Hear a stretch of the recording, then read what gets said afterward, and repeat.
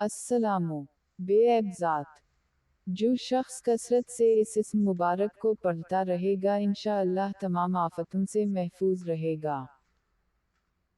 अगर मरीज के पास इसके सरहाने बैठकर दोनों हाथ उठाकर इस इस्म मुबारक को 136 मरतबा बुलंद आवाज से कि मरीज भी सुन ले पढ़नी तो इंशाअल्लाह इसको शफा नसीब होगी।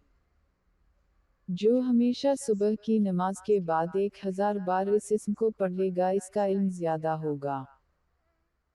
अगर कोई इस इस्म को 141 बार पढ़कर बीमार पर दम करे तो बीमार सेहत पाएगा।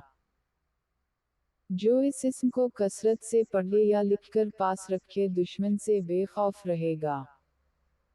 बीमार या खाइफ अगर 111 बार पढ़कर दम करे तो बीमारी और खौफ से महफूज रहेगा। ये इस्म मुबारक 609 बार शरीनी पर पढ़कर दुश्मन को खिलाए तो दुश्मन मेहरबान हो जाएगा। जिस मरीज के इलाज से डॉक्टर आजिज आ गए हैं इसकी शिफायाबी के लिए इस इस्म का सिवा लाख का ख़त्म निहायत मुजर्रब है।